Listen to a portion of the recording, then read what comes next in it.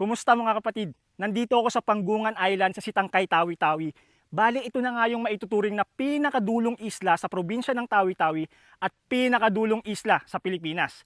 Sa katunayan, yung kinatatayuan ko ngayon, tanaw na tanaw ko na yung Malaysia. Tara, papakita ko sa inyo. Kung nakikita nyo tong bundok na to, itong nasa likuran ko ngayon, yan yung bundok sa Simpurna, Sabah, Malaysia. Ang sabi sa akin ng isang tourism officer, sa lugar daw na yan marami ng resort at saka hotel.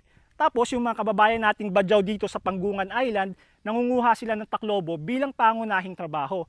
Yung nakukuha nila, ibinibenta nila sa mga resort doon.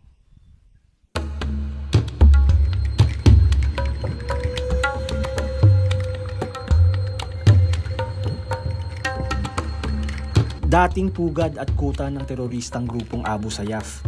Diyan nakilala ang Panggungan Island sa Sitangkay, Tawi-Tawi. Dahil sa lokasyon nito sa border ng Malaysia at Pilipinas, swak ito bilang jump-off point para sa mga iligal na gawain tulad ng kidnapping. Pero nagbago na ang kwento mula nang mabawi ng pamahalaan ng isla noong 2017. Borado na ang lumang imahe nito. Ang naiwan na lang ay ang malaparaiso at kaaya-aya nitong ganda na nagsisilbing tahanan para sa nasa 50 pamilya ng Sama Badyaw. Kabilang dito si Surmahaya na dito na nagkapamilya. Ako ito si Surmahaya. Umuwi ko sang pumakawalong tahon. Pinaganakan ko may tahainggo ko.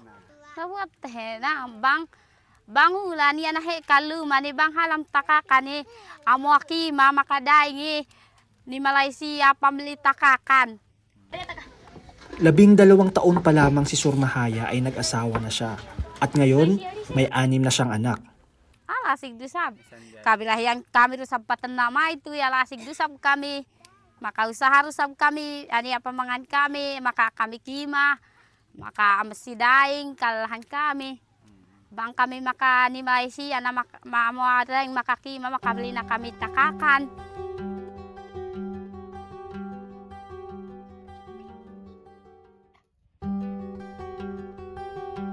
Pero alam nyo ba na mali ang pagkakakilanlan ng karamihan sa islang ito?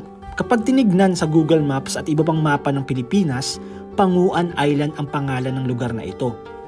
Pero ayon sa mga opisyal ng probinsya ng Tawi-Tawi, ang tamang pangalan ng isla ay Panggungan Island, na ang ibig sabihin sa salitang Tausug ay lugar pahingahan. Kaya noong taong 2022, itinama na ito ng probinsya sa pamamagitan ng pagtatayo ng marker at para magsilbing palatandaan na sakop ng Pilipinas ang lugar. Bahagi ang Panggungan Island ng Datu Baginda Puti, isa sa 9 na barangay na nasasakupan ng bayan ng Sitangkay. Sa Sitangkay proper, 4 na barangay yung meron tayo dito. While sa mga island barangay, 5 naman. Yung population estimated base sa PSA 2020, mga 37K. Pero sa ngayon, yung estimation natin, parang lagpas na ng 40K yung population dito sa Sitangkay. Yung tag sa kanya, nag-umpisa kasi yan na ginawan ng tagline na The Little Venice of the South. Nung may pumuntang Italian dito. Kumbaga yung sabi niya, parang kahawig daw ng Venice sa Italy.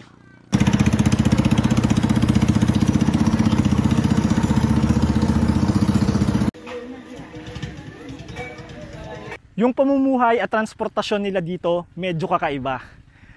Kung nakikita nyo sa likuran ko, yung mga bahay na yan, nakalutang sila sa tubig dagat o floating villages kung tawagin nila dito.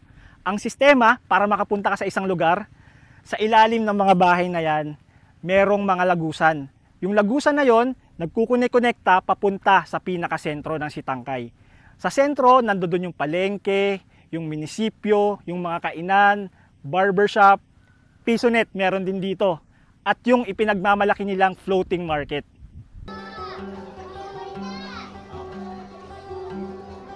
Taong 1958 nang ideklara bilang isang bayan ang Sitangkay. Ang maliliit na lagusan sa gilid ng mga bahay dito, nagsisilbing kalsada papunta sa kanilang sentro. Walang traffic dito, pero minsan mayroon ding banggaan.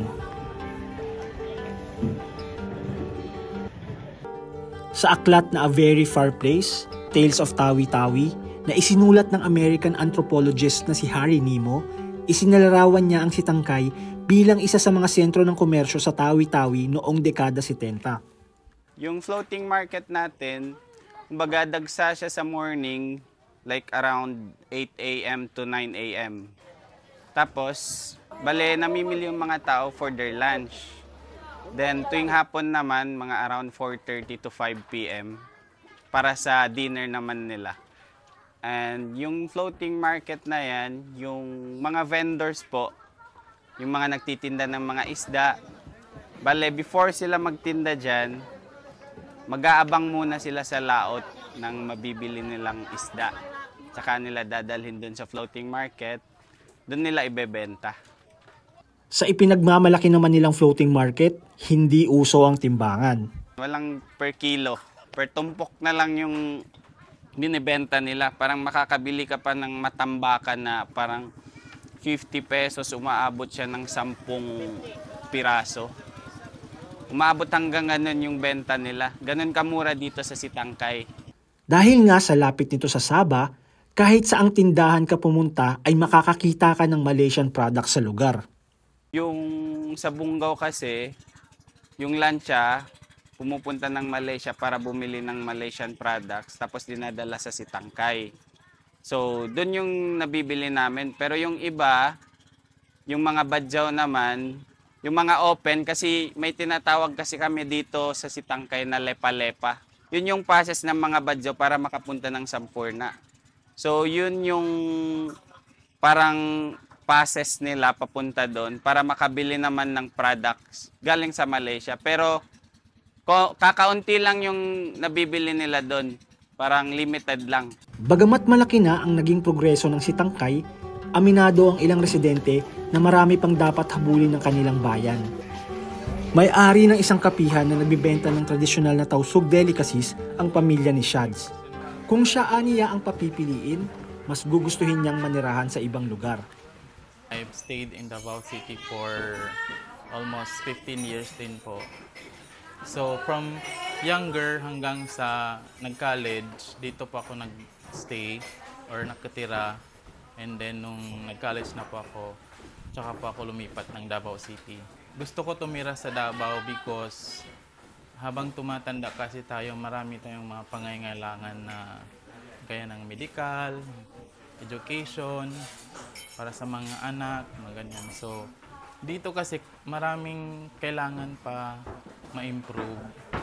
Unlike dun sa Davao City, maraming opportunity doon. Pero bukod sa negosyo ng kanilang pamilya, mabigat ang dahilan niya kaya nananatili pa rin sila sa Sitangkay.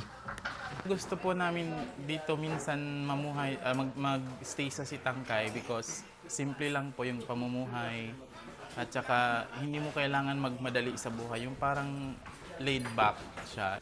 Para mas maipakilala pa ang natatanging ganda ng kanilang bayan, tinututukan ngayon ng LGU nito ang turismo ng lugar, lalo na ang mga ipinagmamalaki nitong mga isla. Noong 2023, umabot sa 22,279 ang mga lokal na turistang bumisita dito, habang 57 naman ang mga banyaga.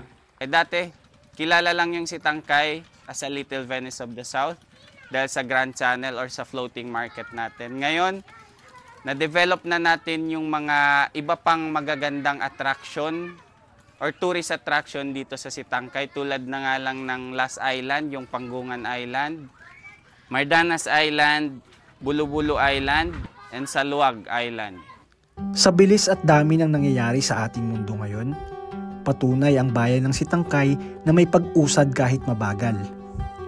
Na ang dating lugar na kinatatakutan, pwedeng maging santuaryo kung saan nagkukubli ang tunay na kapayapaan.